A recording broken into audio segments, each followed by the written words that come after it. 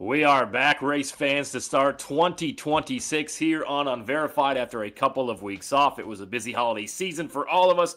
Lots of travel for David and Kyle. David coming to us live tonight from Daytona Beach, Florida. Kyle and I are back here in Indianapolis. So much to discuss as we kick off the 2026 season. And really, David, there's a lot to discuss IMSA-wise coming up this weekend with the Rolex 24, what you learned over the last couple of days with the Roar before the 24. And as far as IndyCar goes, it's a lot of the same old. We're talking about the same three rides that are left, maybe four, depending on how you look at it with the Indianapolis 500 and the entry list. But tons of IMSA. Rolex 24 coming your way on tonight's show. We're going to give you our predictions for this weekend. David's talked to almost every driver throughout the field. No, He's going to give us up to date Tony, from there's Daytona. 180 drivers. I can't. I'm sure you've at least said hi to at least all of them that you know.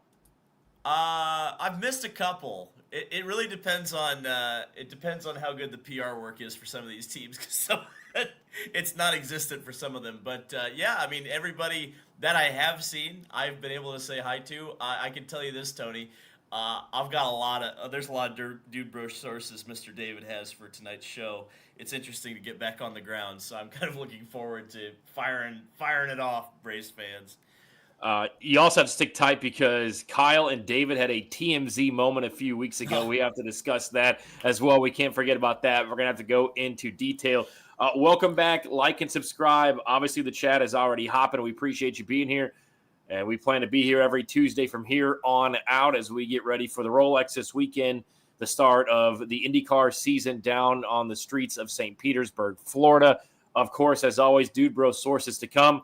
But let's hop right into IMSA coming up this weekend. Obviously, it kicks off really the racing season, I would say, here in North America. The 64th Rolex 24. The race can be seen on NBC and Peacock with the overnight hours being streamed on IMSA TV and YouTube. What do you know? Good shout out to IMSA there for allowing some of their race to be seen on the YouTube channel. We're going to give you our predictions, but let's just go back to last week. David, you land down in Daytona. They had a great media day where they individually brought you drivers, not just the IMSA regulars, but also IndyCar drivers and some NASCAR drivers as well. I know you caught up with Connor Zilich that people want to hear from, but what was the overall vibe down at Daytona? The streaming looked great. The fanfare looked great. Talk about the weekend that you've had so far in Daytona with another week still to come coming up. Yeah, IMSA's doing a lot right. There's no doubt about it. Been a hell of a week. Very, very busy. It's kind of amazing how busy it is. Like I mentioned, there's 180 drivers, 60 cars. Most of those are individual teams. You know, there are not many multi-car teams here, right? The most a team will have is like 2 cars, right? So there's a lot of people vying for the media's attention. It feels nice for sure. It's flattering to have that kind of attention. In fact, I'm filming like 3 or 4 different things tomorrow here at the track. And yes, you mentioned IMSA Media Day. That was really awesome, actually. I felt that was really set up very well for the media. Everybody kind of got their own table, and as the drivers came in to take their pictures, all you had to do was just say, hey, I need X, Y, and Z. And I got 95% of the drivers I had on my wish list. There was a couple I didn't get, mainly because it was more of the drivers walked out before they got their pictures and they left, which I don't think they were really supposed to do. And it wasn't Colton. Colton usually likes to do that. He likes to skip out early. Colton was never going to do that to me. I was going to get the little. You ever seen that the old cartoons where they get like the little Bo Peep thing, and that would have happened to Colton if he tried to duck out before I got to talk to him. But that was really cool actually to get to catch up with Colton. Now that he's got the restrictor plate off, he doesn't have to pretend like he doesn't. He doesn't have to pretend like he doesn't know that he's going to Formula 2. And we had a really great chat. I mean, a lot of people were able to. I was actually shocked how many. I shouldn't be, because I kind of knew that was going to be a big video. The first time I got to talk to Colton, kind of post Formula One Riz, I guess. But the fact that video, I think, has outdone Zach Brown is pretty interesting. So obviously Colton had a lot to say. I'm sure we'll get into that as the show goes on. But it was great to talk to him. It was great to talk to AJ Allmendinger. I've never talked to him before. Kind of get his thoughts on the NASCAR playoffs. Obviously, Connor Zilic had a bunch of different things to say. I mean, you look at the last few months that he's had, losing the NASCAR title, or the NASCAR Xfinity title the way he did, the fact that cost him a WEC rookie test, the fact that he has a drive here at the Rolex with Whelen Engineering and their Cadillac that potentially can win the race overall. And then I asked him the Indy 500 question, which I think is pretty interesting because I think all three of us have heard various things about his Indy 500 aspirations and how close really they are. And I think, to be quite honest, I understand why he did it, but I think Connor kind of underplayed how close he is to doing the Indy 500, which is fine.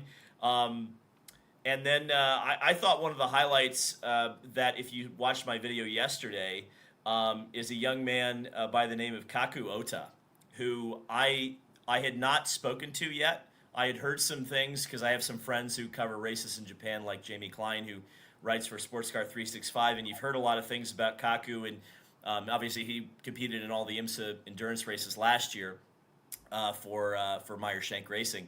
But you kind of heard some rumblings that he was interested in IndyCar, and you're like, okay, well, that's cool, that's interesting. And then he did a test at Mid-Ohio, and got to talk to him for the first time at Media Day. And I mean, I was kind of shocked. I shouldn't have been, because Jamie told me later, he's like, oh yeah, he's been telling everyone in Japan for 3 or 4 years that the only thing he wants to do is IndyCar. But I mean, how committed Kaku is to running IndyCar, I thought that was very interesting. And I noticed in the comments section and on Twitter and some of my texts I got, that people who didn't know who he were pretty impressed with him. Obviously, he mentioned in the interview that he's got to win the Super Formula title to really be considered for IndyCar. But I was impressed with him. Got to catch up with a lot of different drivers who are either on the bubble or maybe don't have an IndyCar ride for next year. Again, we can kind of talk about those as the show goes on. I mean, it really did feel, and I did apologize to some of the people at IMSA a couple of times because I'm kind of treating your media day like an IndyCar media day. I apologize, but there's so many. I mean, there's 12 different drivers from the 27 full-time drivers last year in IndyCar that are participating in the Rolex 24 this year, and obviously there are more that have either run IndyCars in the last couple of years or plan to run IndyCars in the next couple of years. So star-studded field, no doubt about it. And so we have a ton to talk about. Yeah, coming up this weekend, obviously the race underway on Saturday. You will have coverage on NBC Peacock overnight, IMSA, and YouTube. Something that I found interesting, because it seems like in IndyCar we're constantly talking about tire situations and how fast our tire is going to drop off. Michelin, I believe, has brought in something a little bit different coming up this weekend. Seems like these tires that Michelin is bringing allows them to warm up a little bit quicker, which was probably more important in the late evening and early morning hours. There are some Evo cars in this field coming up this weekend. So what are some of the nuances for fans tuning in this weekend? What can they expect from the Rolex 24? A lot of unknowns. I mean, obviously, I think a lot's going to change between what we saw at the Roar last weekend and what we'll see this weekend. In sports car racing, especially in the BOP era, which is a dirty 3-letter word now, that you can't say if you're a competitor. But a lot of the teams, I think, are trying to make sure that they can't, that they're not showing their hand yet. I think there are some early favorites. And we'll probably get into it a little bit later, but like for overall victory, I think my opinion is BMW, now run by WRT, which runs pretty much every other factory BMW program across the world. They take that program over from Rahal, Letterman, Lanigan. As you mentioned, Tony, most of the prototypes have at least some form of a major change technologically on them from last season, with the exception of the JDC Miller Motorsports Porsche, which is running to 2025 specifications. Ironically, at least in last weekend's running, it was one of the fastest cars regardless of whether it was upgraded or not. So we'll see if that continues. I can't imagine Porsche would be particularly happy if that car won, but I guess they'd be more happy than if another brand won. Reliability issues have been a concern in the prototype division. I know Aston Martin had to change an engine. Acura's been all over the place, particularly the 93 car. They had some trouble with their wiring loom. Early on, they lost a lot of time and in testing, and then a really spectacular failure with the one of the rear brakes completely locking up, essentially melting the entire rear of the car. And of course, that's the car that Alex Palou is in. So that's a bit of a setback. So and GT, I mean, my God, GT Pro is about as good as that's probably ever been. So many different manufacturers, including the return of McLaren, run by Rahal Letterman Lanigan, which is kind of an interesting move for them. And yeah, I mean, it's going to be a hell of a race, I think. And like I said, or like you said, Tony, you know, this is a great start to the season always. Although I would say the people who love the Chili Bowl probably would disagree with your assessment that it starts the racing season. Shout out Franklin, Indiana's Emerson Axum for winning that. But for sure, the second racing weekend of the season, we're really looking forward to it. Kyle, let me bring you in here. Obviously, there's some big names that are going to be racing this weekend. A lot of different manufacturers. I know that you're somebody who follows IMSA as well. What are things that you're looking forward to this weekend with this race? Obviously, it's kind of cool, right? You have 24 hours, so you follow along, you go about your day, come back, check it out, see what's going on. Nice to have some racing going on, even in the evening hours and even the early morning hours. But I know you're going to be cheering for Connor Zilisch, but there's a lot of up-and-coming names in both IndyCar and NASCAR on this schedule or on the weekend slate as far as driver-wise goes. So, Kyle, what are you looking forward to, and what gets somebody in your age bracket going for this type of racing? Yeah, I mean, I think it's going to be I'm glad to have someone like David with boots on the ground to let me know things like that the JDC car is running an old spec, and because that's something that you probably just wouldn't hear from the broadcaster over the weekend. And it's just seeing who's going to be good for the year, right? Daytona, to me, it's a little weird because I've gone to it for 5 years and I haven't been the last 2 years. So it's my second time since 2018 watching it from home. But I think it'll, you have a little bit different perspective and almost see a little bit more because, you're not dead tired overnight, because I do end up sleeping in my bed and not the media center floor, right? But I'm just excited to see who's going to be on top this year. There's a lot of changes in the prototype class. I'm excited to see how Connor Zilisch does, because I think that's one of the biggest stories. I mean, I didn't pay attention to a lot of the times in the Roar. How was Connor this weekend, David? Was he quick? Is he quick? Yeah, is it going to be? He's fine. I mean, again, I did not take a lot of stock in the times. Mm-hmm. Now, what I took stock in was like mechanical reliability, overall pace, right, and then things that I heard from teams that, like, there is definitely at least one manufacturer that's way off. I know that. Okay. But, most everybody else, I think, is sandbagging, and I would throw Cadillac in the wait till 6 hours to go. They'll be fine. What part of the Daytona, I've actually never been to the Roar, so what part of going to that, what used to be a test, which is now a public, basically, it actually annoys me that they call it a test. Why is it not just practice one and onwards? But what is, I mean, it makes sense to do it the week before, but what is the point in calling this testing and not the start of practice? And could you not group it up a little bit? Because I know, like, I was thinking about this today. There's you and a couple of our IMSA friends who are in town. You've just been kind of in town, like right now. Like today, you just had off, right? Like you were just in the hotel. Like there was really nothing going on yesterday too, right? Yes, yeah. Yesterday and today were kind of the weekend. And then tomorrow, you look a little red. No, I think that's just the lighting. So, and then like tomorrow is like the technical, like day one. Like you could go into the paddock and like things are technically happening, but there's nothing on track, right? Or maybe like MX5. No, there's definitely support classes. I actually haven't looked at the schedule. I know WeatherTech's not on track. Yeah. But so one of the things a lot of people forget about the Roar is the Roar used to be, at least for a couple of years, which I think that they should have not gotten rid of, was they actually ran the Rolex kind of like the Indy 500 for a little while, where the Roar you actually qualified. Yeah. Everybody forgets that, and I kind of miss that. I get that the Roar is very busy for the people in the industry, and I guess that's part of why they maybe moved away from it being an official session. But to your point, Kyle, on Saturday, the crowd was unbelievable for a test. Yeah. Steve just said, Kyle, let's compress the month of May too. Probably. That's not what I'm saying. It's not what I'm saying is if we're gonna do like the weekend before, like I saw it happening, obviously because I wasn't there, I saw it happening. It was cool to see sports cars on my feed, but at the end of the day, I wasn't that invested because I was like, all right, why are we doing this? Because then you get the reports, it's like, yeah, everyone's sandbagging. Like we don't actually know anything. So like, and I think I have. I want to say one more thing about Daytona because I think now that it's race week, I can make my hot takes on Daytona because I'm not really. I feel like I'm not really gonna infer. I'm not gonna change anyone's opinion on going to the race on race week, right? But well, I mean, so you would bring back the qualifying on the Roar weekend? Oh, for sure. Yeah.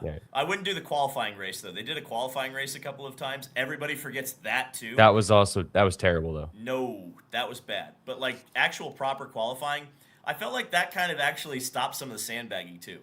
Like, it felt like the Roar actually meant something from, like, a lap time standpoint. So I would bring that back, personally, to make the Roar weekend, and especially, like, that Sunday. Like, the Sunday had one 1 hour session for WeatherTech with all the classes, and then they did a bronze session towards the end of the day, but, like, don't want to throw anybody under the bus. Let's just say the media center was not particularly interested in that session. Say that. So I'm so excited that it's finally a race week. We're fine, like having racing on race weekends. We're going to see MX5 this weekend. But I just want to say it. And don't listen. If you're thinking about going to the race, don't let my stupid opinion affect you. Your decision. But hear me out. Daytona is mid. How do we feel? Are we talking about the track in general? Are we talking about the road course? Are we talking I'm about thinking if you have all of the endurance you can't just say races, Daytona is mid. I think you got to elaborate on what it is. I think if you have all of the endurance, I think the track itself, yeah.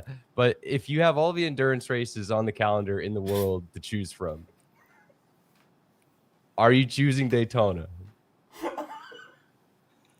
I've never been. I look at the track and I say, okay, does that excite me? I mean, it's what 3/4 of the oval that they're using. Kyle, are you saying it's something that we're so excited for the season to kick off that we kind of overlook maybe what it is? Yes. Okay. I think we get so excited because it's the first race. But honestly, somebody's gonna walk out of a trailer, walk David. I'm about to get shot right now. It's like... Somebody's gonna walk out of a trailer and grab David and say, David's "Hey, ready David, for the sniper to just shoot." No, so like the reason I'm saying this, and I went into this, I'm like, because I felt this way for a while. I wanted to say it because I feel like David, make me excited. Tell me why it's not mid. Change my mind. Okay. Let me give the PR answer here. That's not what this show's about. I'm aware. You don't see what's going on the other side of that monitor right now. The name of the show is Unverified. That's right. That's right. So, are you alone in your hotel room right now? Are you safe? Should I how many times do I blink? So, the Rolex, I'm glad it doesn't happen in July, because I think part of the appeal of the Rolex is that you can get a huge grid, get star drivers, and obviously, as you mentioned, it's a kickoff to the racing season, a great kickoff to the racing season. To your point about what would my bucket list be of endurance races? In the United States, for example, I would go... Kyle, I'm so sorry we're not gatekeeping, but like Petite's probably number one. Right. Sebring is a close second. I think that 6-hour race at Road America is going to be absolutely spectacular. And And then if you go global, you're talking like Le Mans, Nürburgring, Spa. Okay, this is not Like- selling. He wants you to sell him on this isn't- Daytona this weekend. I'll like the road course is There's so a Hooters, simple. right? I mean, is that a The selling Hooters. point? So you did ask Tony. You did ask me about the Hooters. The Hooters is still alive. David Land can confirm. David Land understands that the Hooters in Daytona is alive. Pappy is also on the sign on the Cracker Barrel. So Daytona living up to the expectations. I'm glad air fryers and OnlyFans didn't kill that Hooters. Continue. Well, that's right, race fans. They're still kicking, in Big 26. So the selling point of the Rolex is this, I suppose. Lots of places to stay. You don't have any trouble finding a hotel or a place to eat. In fact, I ate at a freaking great Italian restaurant last night. It was like 10 out of 10. I don't remember what it was called, like Don Julio's or something like that. It was great. It was awesome.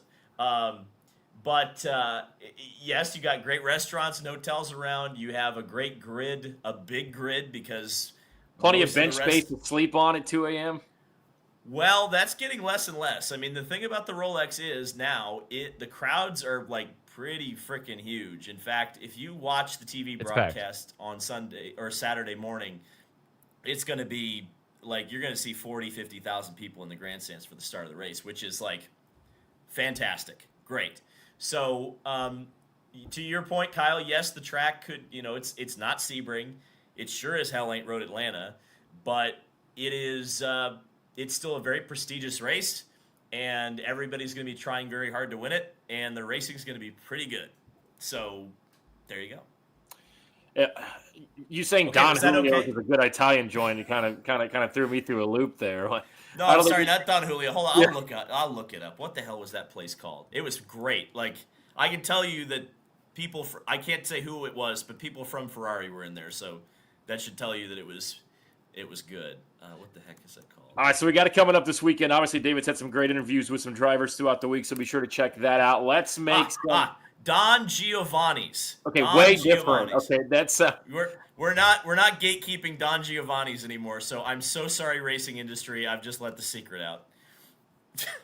All right, let's make some predictions. We'll start with you, David. Who we like this weekend overall? Obviously, GTP, LMP2, GTD. You can make some predictions there if you like. Kyle, you as well. And what else should we expect coming up this weekend? Because no offense, buddy, you did one hell of a job of not selling Daytona this weekend. Well, it's true, but I'll tell you what, it's gonna be a barn burner. I think in GTP, I think it's gonna be Cadillac versus Porsche versus BMW, and I think you'd be very hard pressed to bet against WRT. The BMW was extremely fast last year, particularly in the hands of Dries Vanthoor. I would expect that pace to continue. I would also expect that WRT knows how to win 24-hour races. I think that they are the favorites. I think Penske Porsche is going to give them a hell of a run, and probably the Whelen Cadillac. And I'm also interested to see if Wayne Taylor can kind of bounce back. Everybody kind of forgets this, but they had a hell of a bad year last year, Wayne Taylor Racing. So if they can kind of challenge a little bit more than they did last year, I think they'll be over the moon happy. Let me ask you this real quick. Yes. Let me ask you this. Only 3 times since 2014 as a 3-driver lineup won the overall Rolex. What effect does that play, and what advantage is there to having 3 drivers over 4 or 4 drivers over 3? Oh, great question, Tony. Actually, really great question, because there's a couple of I know Penske for sure is doing 3 drivers. I think most of the others are doing 4. The theory behind 4 drivers is that you're going to have fresher drivers in the car every time. But in fact, I asked Lawrence Vanthoor, Dries' brother, who drives for Penske Porsche, this particular question, because they're one of the lineups that has 3. And actually, Lawrence told me that the difference isn't that much in rest, and it actually helps you keep a good feeling in the car and a consistency. Like, you're not with a 4-driver lineup, you might not be in the car for 6, 7, 8 hours, right? With a 3-driver lineup, you have a much more consistent schedule. You're in the car a lot more. You can give better feedback because the car's similar to the way you left it the last time. So it will be interesting to see if a 3 or 4-driver lineup wins the Rolex 24 when we get to the 3 o'clock on Sunday. But it is a major strategy choice. and it's one that you can really only make if you're in a pro category. If you're in LMP2 or GTD, you're most likely running with 4 drivers. So that's really just a question and an answer and a strategy decision for those teams in the 4 or in the 2 pro classes. And actually, Penske was thinking about doing 4 driver lineups. They were going to have Scott McLaughlin and Joseph Newgarden fill out those 2 cars. They decided against that because they ran them actually in a test in December here at Daytona, and they chose to go with 3 drivers each. So we'll see if that pays off for them. How did Scott McLaughlin and Joseph Newgarden drive the 963 and that didn't? How did we all miss that? What? Well, I don't think we all missed it, but yes, it wasn't talked because. Am I going to say this? Because Kyle, yep, you should. I'm going to say it. I don't think, and I will include myself in this because perhaps I should have, on my own dime, gone down there and covered that because those 2 drivers were in it.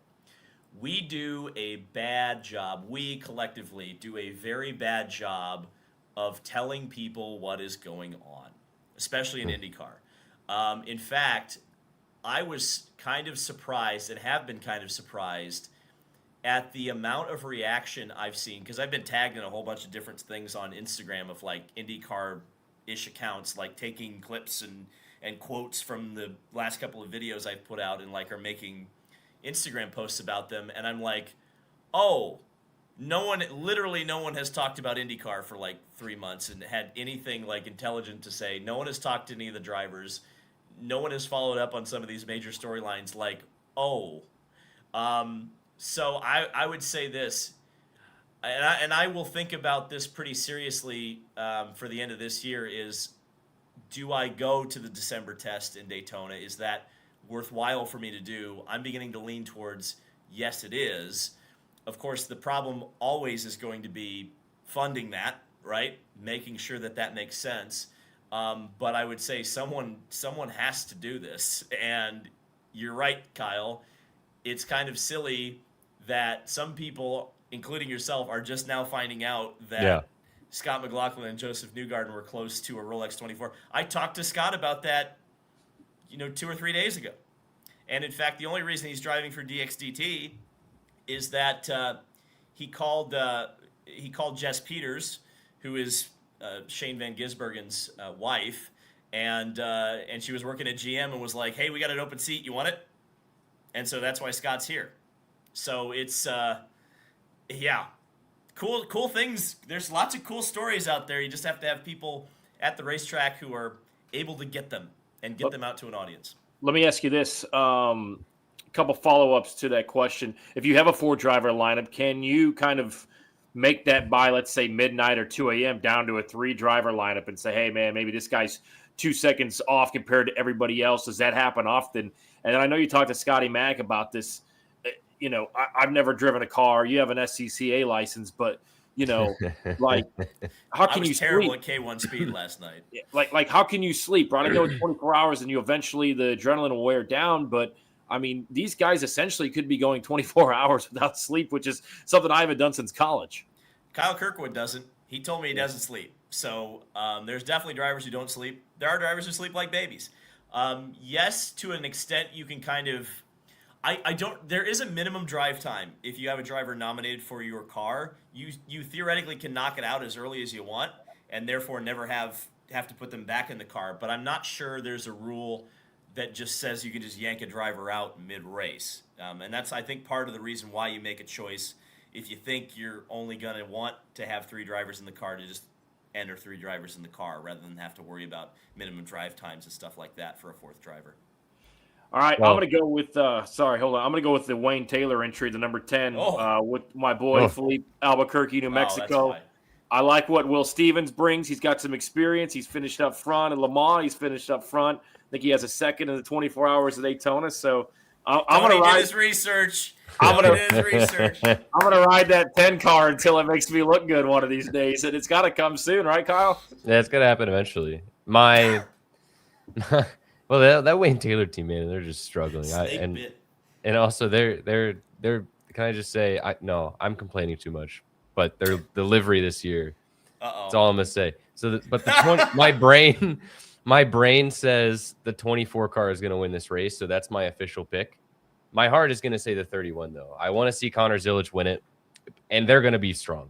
They're going to be insane, and you know that's a car and a team driver combination that's going to be there. But I think, you know, I'm just a guy who thinks that we're going to get the same kind of progression in manufacturers who have won. We had the Acura, the Porsche, and I think now we're going to finally get that BMW in the GTP LMDH era.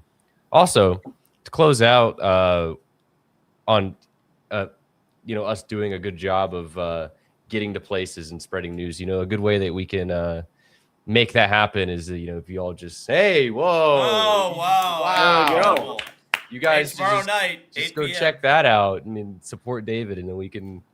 So he can just go everywhere. He could just be, and we can get back into a studio. That's also a goal. Maybe the carpet won't be pulled out from underneath us. As far as LMP2 go, I like the AO Racing 99 with obviously Rasmussen, who has won there before. Is it Dane Cameron? He was fast. They were fast in the session over the weekend. Yep. So, that AO Racing team, I love the way they market. Everybody at that team, they've been great to our boy David. It's a lot of fun to see what they're doing, and why not get Rasmussen back up there in another Rolex for him? You know what? Actually, Tony, what are you laughing at, David? Is something going on? I don't know what you're talking about. I think that one of the interesting things, Tony, is that LMP2, there's no reason to sandbag. Yeah. So the times in LMP2, those are legit. And as much as I want to pick the 99, and I think you're right to pick the 99, I'm going to pick car number 37. Number 37 in your program, number 1 in your heart. Intersport Racing. I don't even care who else is in the car. John Field, baby. And I'll tell you what, John Field at 70 years old was the 7th fastest LMP2 driver, period, at the Roar. 7th fastest in 70 years. No, but they're going to bring him to the bullpen, I think, tomorrow or Friday.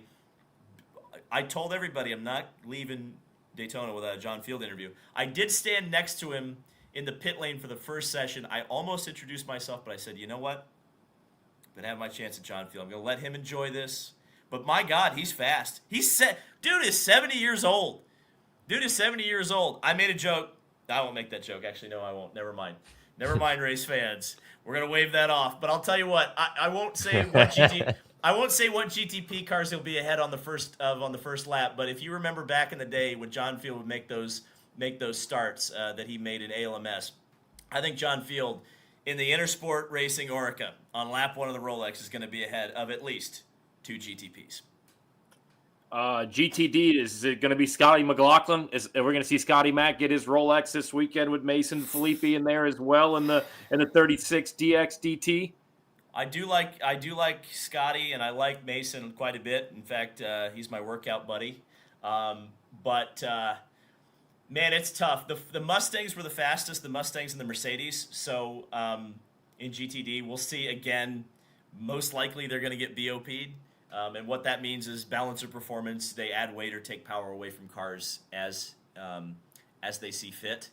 Corvette has been quiet. That doesn't mean they're off the pace. In fact, a Corvette won GTD last year. So it's not unlikely to say that Scott could win the Rolex. It would be awfully cool, right? And Scott's one of those drivers who has experience in both prototypes and GTs, and that actually is always an advantage, I think, because if you know where the prototypes are fast and can pass you when you're a GT driver, it makes your life a little bit easier. I'm very curious what will happen in GTD Pro. In fact, I think that's probably going to be the most exciting race of the 4. Who I think will win GTD Pro?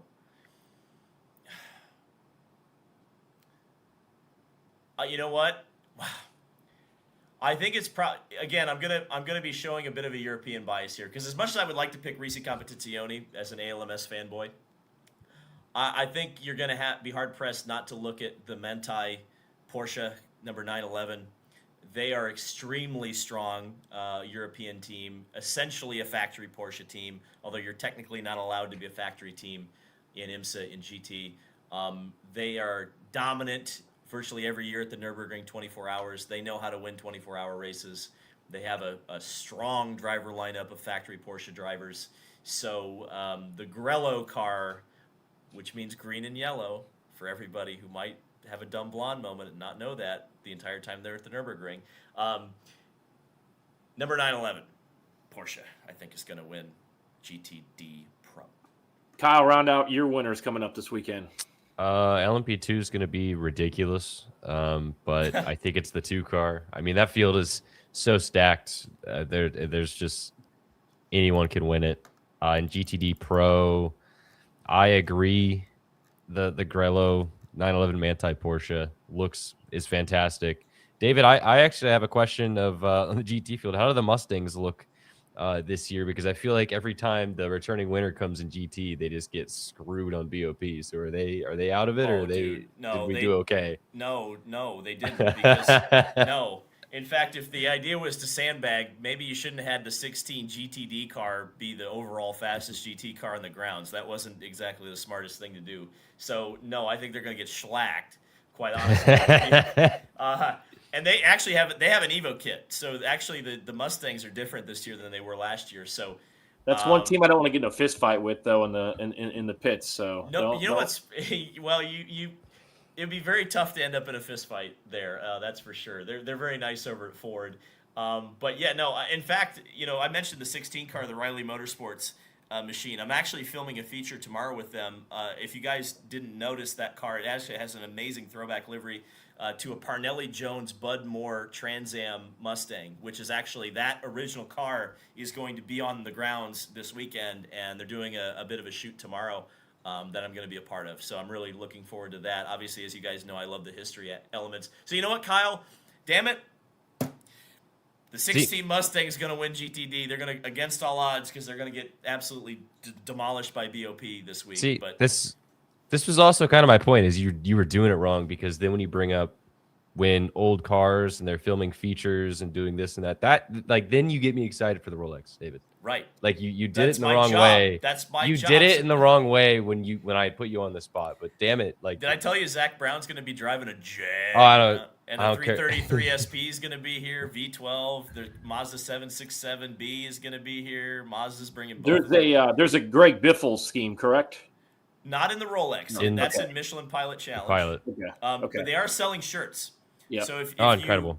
If you go to, it's the Carroll Shelby display. If you go in the tent, they're selling shirts. I forgot to ask. I'll go over there and ask. I'm sure it's going to charity, the profits. I don't know which charity, so I'll make sure to go over there and double check that tomorrow. Speaking of shirts, don't have anything to announce yet. Saturday, Sunday, might be something cool at the Gutswear trailer. Stay tuned. I did see that. I know MX5 Cup is this weekend. They run again in St. Pete when we kick things off. And then there's a test in April at the Indianapolis Motor Speedway road course. So how cool would that be to maybe see, I don't know, an added element to maybe a carb day or something along those lines? That would be a lot of fun. I know it's hard to turn over. It's easier to turn over the road course now quickly. No, so. Do them on the Roval. Yeah, I mean, hey, you never know. So bring back the Freedom 100. Wait. Damn it. Hold on. I was reading the chat and I spaced out for a second. Did you say MX5 is testing at Indy? They're testing at the Indianapolis Motor Speedway in April. Oh wow. So we'll have to be out there for that please. One. Is that breaking news to you? That's breaking news to me. Okay, hang on. What do we have to do? Maybe not the 2.5 mile. Just hear me out. I'm going to pitch this right now. How do we make a short track? Is that possible? Run them on the dirt. Take him to IRP, damn it. What do you that's right. Take him to IRP. Doubleheader on carb day. You run the road course, and then you literally just take the cars, put them on open trailers, and take them over to IRP. And you do a doubleheader in one day. No. You give them a police escort. You just make them cruise under yellow to warm up the tires down Crawfordsville Road. And just roll them right on the damn track from IRP. Off of the track, no setup changes. We just stand in the Mighty Mac gas station parking lot and hand them waters and Gatorades as they come through, and we'll send them on our way and join them for the green flag. It'll be great. I need to see MX5 at IRP. that needs to happen before I go into the great Walmart greeting in the sky, man. I gotta see. In fact, we need an MX5 oval trophy. I said that after this year's race in Virginia. I mean, that was unbelievable. It's the best entertainment of all time. It's the greatest idea of all time. Thanks, Connor Zilic and Moonhead, for making it happen and pitching that to Mazda, and the fact the mad lads at Mazda said yes. Can they just run the oval turn 1 at IMS and just kind of come through the infield there where they let up? That's what I was thinking. I was like, that would be, yeah, you could do that. Hell, Ray Everham will be there. They can run an IROC race right after. It'll be great. They could tear up some old Dodge Avengers. It'll be a lot of fun for everybody involved. Well, we'll all be hammered except for David because he doesn't drink. It'll be great. Everybody having a good time. Just don't put those little plastic barriers down there so Ari can't hit him again. We'll go see some '90s band that we've only heard 2 songs of our entire time on Carb Day. It'll be good fun. I leave before the concert's over. I'm out of there. Well, you can hear from your backyard. IRP. All right, here we go. So IndyCar right around the corner. We have tests coming up. Next week, we're going to have to see when we want to do this show, boys, because Wednesday and Thursday is media day or content day is what they're calling it from downtown Indianapolis. There's next Tuesday and Wednesday. So we can either come on Tuesday halfway through, or maybe we move it to another night next week. We will be sure to see. I know, David, you're going to be tired coming off of 14 days. Sure am looking forward to doing that at 8 a.m. in the morning after getting off a flight. You look about 9 Dr. Peppers deep right now, so we'll get you a cookies and cream Pop-Tart when you show up, and it'll be all good. Again, look, here's the deal. Coming into last year, there was a lot of question marks on a new team in Prema. They missed the first practice in St. Pete. They missed the first day of Indy 500 oval practice. They qualify on the pole. Colin Eilot had some momentum towards the end of the season. But more and more, all we've talked about is the speculation of Prema. Are they going to make it to Detroit after the Indianapolis 500? Are they going to open up their hospitality? Are they up for sale? They had a budget of this and they blew it. I mean, we have talked so much about Prema off of the racetrack that we really have anything else when it comes to that team. We kind of had rumored that Renee could be out of the North American side of things about a month ago. Then we heard last week that he is completely out. They have hired some new engineers, but again, inside of Prema right now, I have heard everything from it'll be 1 car until Indy. I've heard it'll be only 1 car at Long Beach, and then they'll come back to Indy with 2 cars. I've heard it could be 2 cars all season because it's easier to run 2 cars than it is 1. What do we know about Prema and the continued speculation and unanswered questions inside of IndyCar's newest team? So I have the name of a potential buyer. I'm actually meeting with someone this week to get some more details on that. There are definitely people interested. Don't know exactly what's going to happen. Speaking with Callum Eilot, as you guys probably saw in yesterday's video. Will they put this on the car? The new buyers? Will this be on the car? No? Okay. What on earth? Why is there a world's smallest Barney? I got it in my stocking for Christmas. Sorry, I thought it might be a team that we've already referenced here on this show. Anyway, continue. Oh, well, that was that took me a little while. That took me a second. That was a rumor last May. Yeah. Actually, I don't think that is the case anymore. I don't think that's. I can check. I'll check for you, Tony. Okay. So I've heard a name of a buyer. I'm going to have more on that soon. Callum Eilot, as you guys heard, it's still business as usual at the shop. They've obviously lost a lot of people. But again, everything that we have heard, and Tony, you can back this up, is that both drivers have had their contracts renewed. They were both on a 1-1, right? A 1 year with a 1 year option. Both of those options have been taken up. Callum obviously has a ride full-time with Wright Motorsports and IMSA regardless. So if for some reason it all falls apart with Prema, then he has something.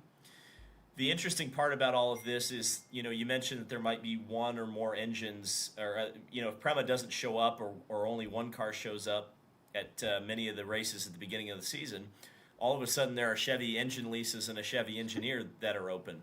So that opens up some possibilities. I know some people have mentioned the possibility of Connor Daly maybe running some races at the beginning of the season in a part-time schedule for Dry and Reinbold racing. That would be a way for that to happen if an engine's open.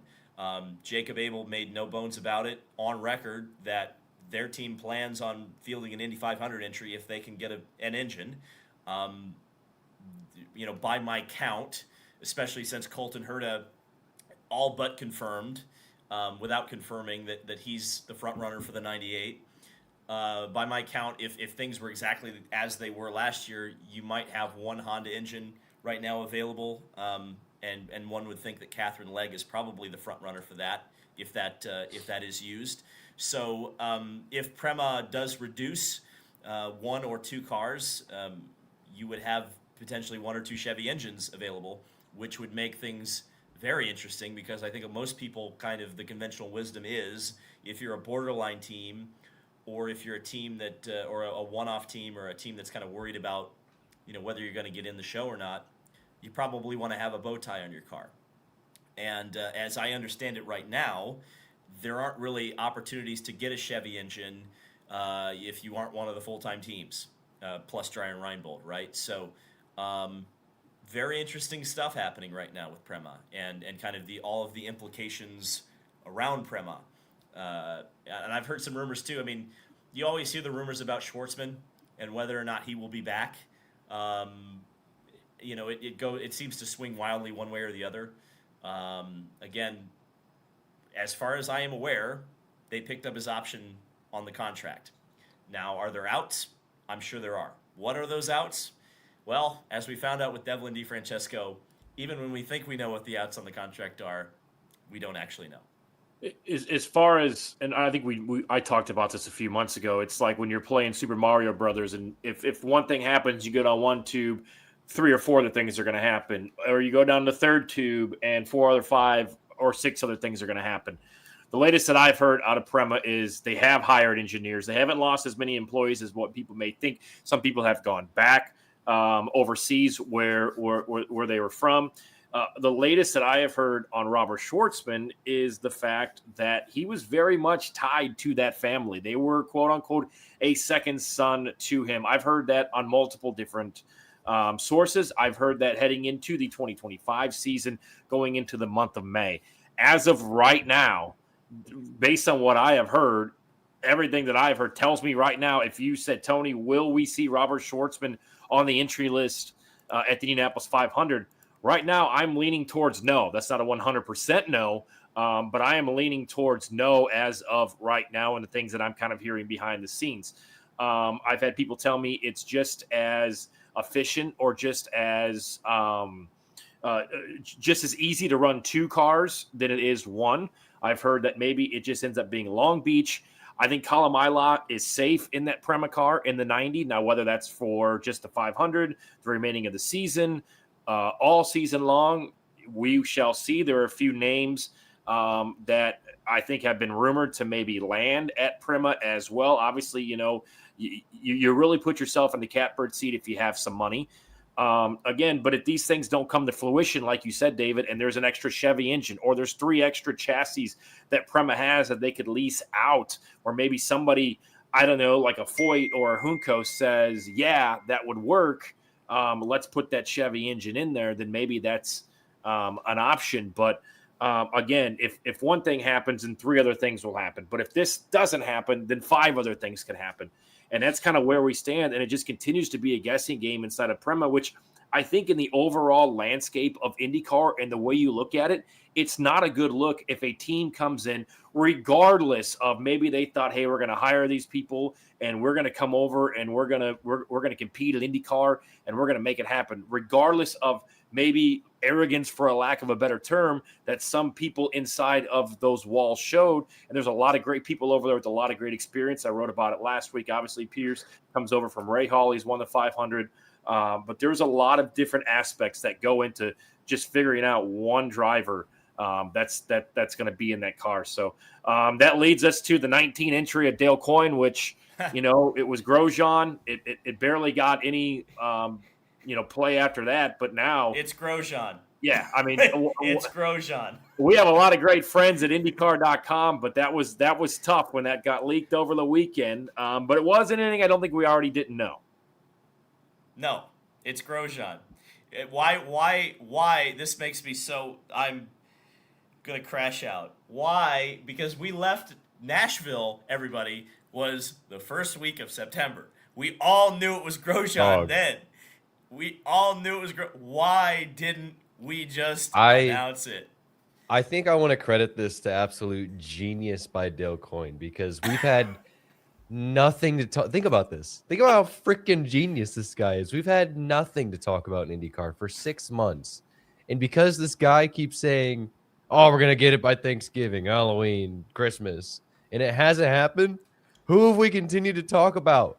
Dale Coyne. Would we be talking about Dale Coyne whatsoever if his driver lineup was solved by Nashville? Okay. But we're also not surprised by it at all. We've said Dale Coyne racing more times than we would have over the last 6 months than if he had just signed a driver. Okay? Genius. Freaking genius, this guy. He might win all the races this year. He's so smart, I think they've figured something out over there at Dale Coyne, honestly. Sorry, I guess Xing out and quitting the Messenger app doesn't keep it from binking. My bad. Just mute your notifications. I did. No, it's coming up to my laptop. It's coming up to my laptop. I had to delete the whole Messenger thing on my laptop. I had it on silent. I had it X'd out, and it just keeps coming up. Tony's really popular on Facebook. If you guys it's really my dad telling me some racing news that happened, days ago, whatever. All right, so you mentioned Colton Herta. Let's look at the entry list based on the Indianapolis 500, Ryan Reinbold, what that looks like. And again, we're sitting here on January 20th, a week out from the start of media and content day, and we're talking about the same rides that still haven't been filled. There really hasn't been any distinct answers. We learned today kind of what we already knew, is that Ed Carpenter is going to be back in the third car for that team. We haven't heard an official announcement of Takuma Sato being in the 75, but I expect that to obviously happen. You're not going to test him at the Indianapolis 500 back in October at the Speedway and then have him on the front row. So where do we stand? Colton Herta, he mentioned to you, you and I talked about this on this show. There's a lot of things that go into it, right? There's a risk. There's risk reward. Colton hasn't been the greatest at the 500. He's wound up on his lid multiple times. As he mentioned to you, it is another opportunity to possibly get hurt, and then that could sideline some things for his F1 future. He obviously wants to do it. He wants to do it this year, and he wants to do it on the back end of his future in F1. But where do we stand on that 98 entry? Obviously, Ryan Reinbold still has one more car to officially announce for the 500, and any other maybe surprise entries that we would see for the 500. So as we, if you listen to what I did with the interview I did with Colton, Colton was pretty clear. He wants to do it. I think I probably I probably didn't say it right. I remember I said, a seat with your former team, right? Well, he's never really left what is Andretti Global, right? He's still under the TWG banner. In fact, he's still under the TWG banner racing with Wayne Taylor at the Rolex, right? So from that perspective, it's a little bit easier than if he were trying to race in the Ryan Reinbold seat, right? The TWG brand owns Cadillac Formula One, Wayne Taylor Racing, the Andretti IndyCar team. So that makes it easy to make those deals happen. The problem is where Colton's really going to run into problems is can you get GM and Honda to work together to get him that engine? Now, they've done that before in the past. Graham Rahal is the ultimate example of that. That kind of came of necessity, of course. But I think the other thing, too, is the fact that, as Colton mentioned, if you're General Motors, what does... It's off. I don't even know. My phone's on mute. I don't even have it up. I don't even know.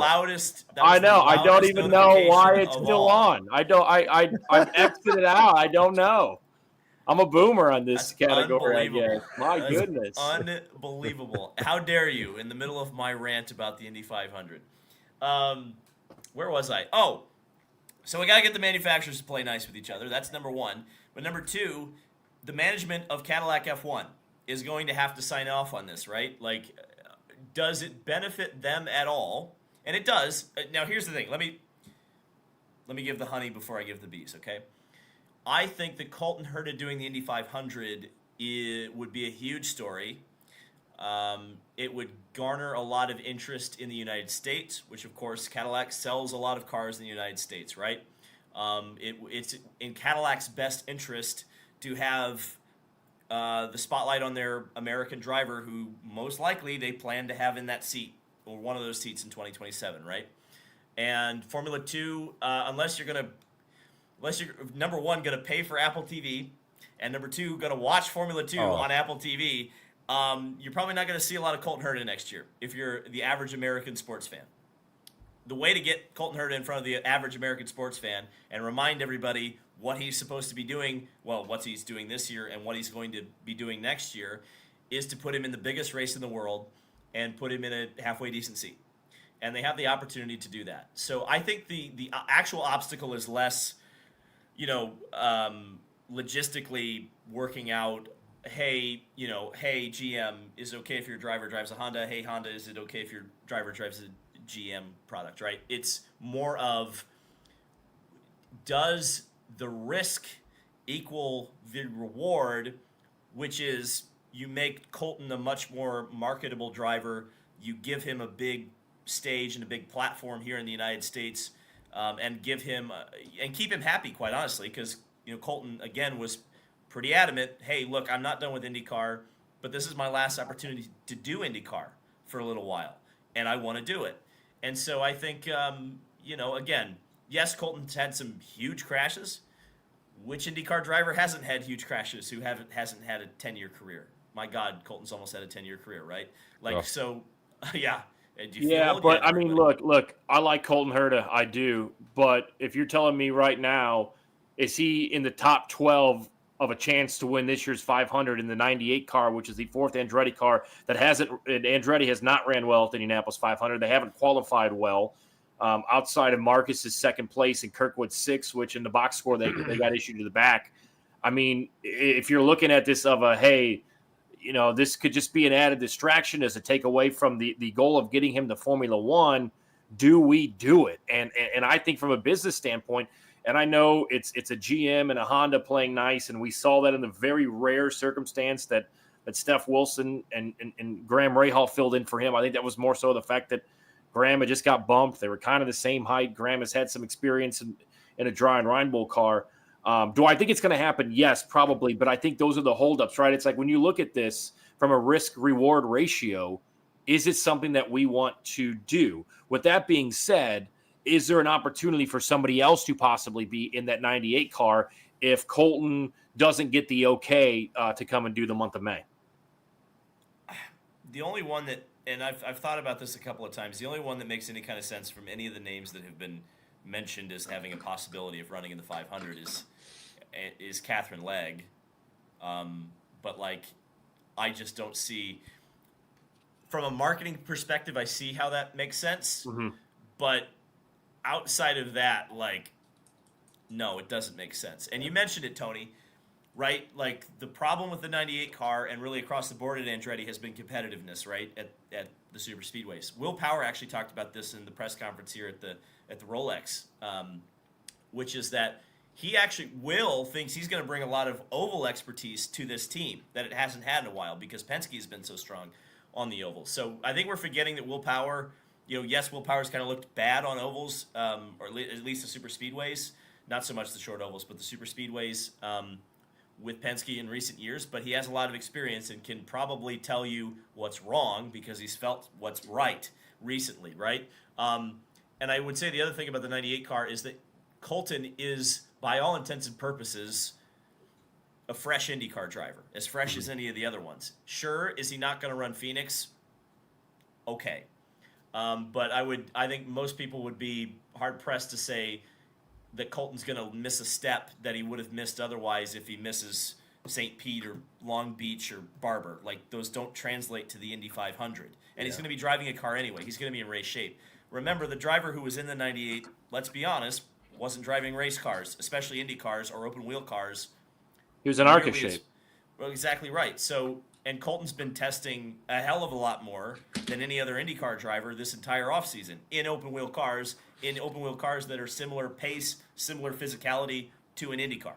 So, I don't think there's any trouble that Colton can jump in an extra car for Andretti Global and look just as good as he did last year, which everybody forgets.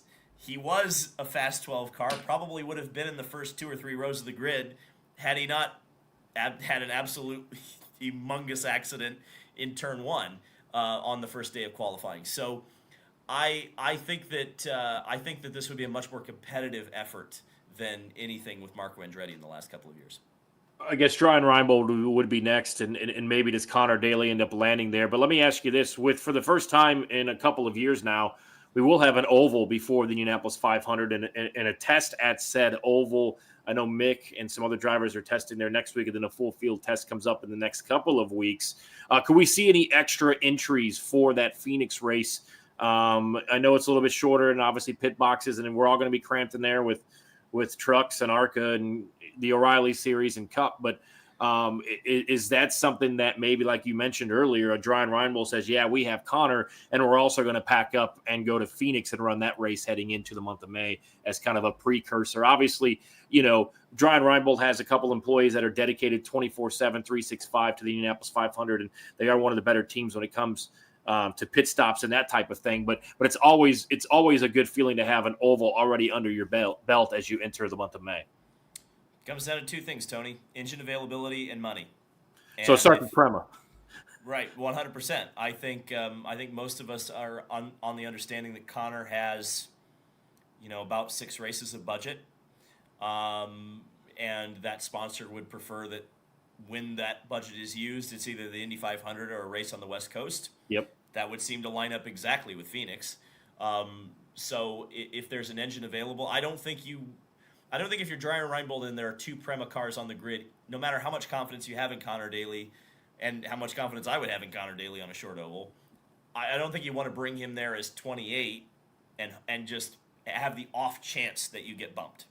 That would be the one kind of cautionary tale I would have if you can even get an extra Chevy engine, even if there is 2 Premas. But we're going to know on Prema pretty soon, because that Sebring test, which we've entered for, is pretty close. We've had this debate on the show before, but would he get bumped? Isn't there not like a thing in the rule book where it's like, oh well, they could make the decision? There is. Like, we've had this discussion. Like, you could still show up and be 28th on the grid.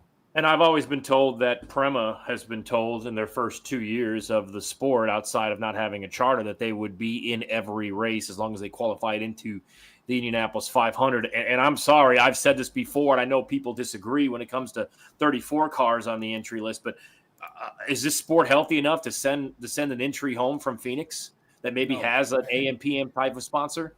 No, but they wrote the rules. They wrote the rules that in such a way that supposedly you bump somebody.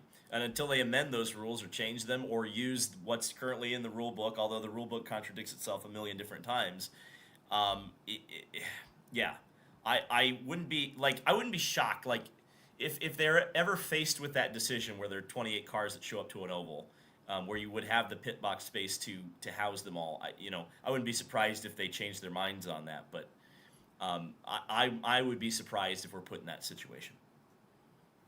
So there's your IndyCar update. Again, a lot of kind of wait and see approach on what is going to happen, what could happen, what won't happen when it comes to the 2026 season, which I feel every time right around this year we're discussing, who's going to be in a car, who's not going to be in a car, where that car is going to be. Before we wrap up, wanted to ask you guys, obviously it is a jam-packed start to the season when it comes to IndyCar, with St. Pete, followed by Phoenix, followed by Arlington.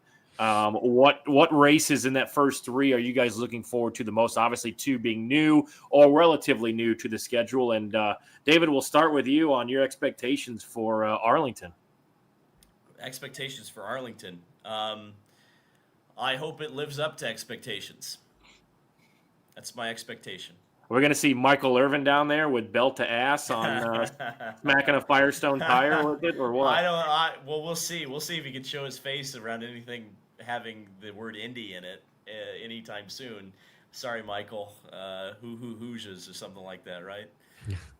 Well, I think I texted this in the group. Somebody had asked me, like, what's the IndyCar equivalent? I said, if 2 years from now, like a Stingray Robb won Indianapolis 500, that's kind of where IU was. I mean, this was one of the, they barely made bowl games. They barely had winning seasons. And then all of a sudden, the transfer portal comes up. They get a new coach. And here we go. We're running for, the college football playoff last year and then a 16-0 run this year into the national championship. I'll tell you what, Daytona, Florida hated to see the racing industry coming because boy, oh boy, was this an Indiana heavy cheering section, at least in. So we started at that Italian restaurant. We headed over to a sports bar, and there were a lot of racing people in there, a lot of racing people excited about them Hoosiers. It was great atmosphere to see that get done. That was really cool. I mean, you think about an Indiana team or, Indiana University. Who would have ever thought that in 1 year, Indiana University would go 16-0, first time since the 1800s that's happened in college football.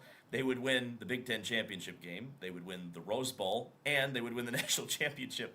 That's unbelievable, race fans. Yeah, I mean it's insane. And the Heisman. They beat win. They beat all the teams too. Like, yeah, I mean it wasn't like you had to go through Bama, you had to go through Ohio State, like. They beat even an all Oregon the teams team too. where it's very tough to beat a team twice in one season. We did see the IndyCar first commercial roll out with, of course, Joseph Newgarden. They love Joseph. They love Pato. And they love Alex Palou. I think Will Power is going to be involved. Some people gave me flack because I was like, oh, another commercial with Joseph, and we're not sure if he's the hero or the villain. We still can't figure it out. We still don't know. What were your thoughts on him ripping out Pato's heart and putting his hand in some ground beef while he's grilling at the crib? I loved it. It was perfect. I thought it was exactly. I mean, I know Tony doesn't like it. That's okay. That's why we have this show, so we can disagree. But like for me, it's the perfect example of the dichotomy of Joseph Newgarden. Great guy outside of the car, lover boy, family man. He's grilling. It's a great time. That's where you want to meet Joseph. Where you don't want to meet Joseph is the race car because he will do whatever it takes to win. That's the villain Joseph. We should talk about the villain Joseph more. We shouldn't hide villain Joseph. Villain Joseph is interesting. Villain Joseph is fun. Villain Joseph can coexist with nice guy Joseph, and I think that was a great thing that Fox did because the first ad was too perfect with Joseph. It was funny. Yeah. But this gave him a little more personality, which I thought was fine. Yeah, I mean, I don't think when you look at Joseph Newgarden, I look at him. I mean, yeah, he's great in a race car, but there are a lot of drivers that are great in a race car. I think he's a great guy outside of the racetrack. But there are a lot of people that are like, yeah, but okay, look what has happened to him twice in the last 2 years and getting your hand caught in the cookie jar. And I'm past that. I mean, there's a lot of people that have said that, but. I think the bigger question here, guys, is a bounce back season for Penske. Yeah, Joseph won at Nashville, and Will Power got a victory in his last season. But what are we going to see out of Team Penske this year? Because last year, when you look at it, people aren't going to remember 2025 for Will Power's win or the season-ending win for Joseph at Nashville. They're going to go right back to the month of May and what happened and the results that weren't there. I think they're going to be all right. You have to remember that they have a little bit more depth. I mean, the big thing that McLaren kind of took over as the top Chevy team last year, but it was really Pato was the top Chevy team, right? Mm-hmm.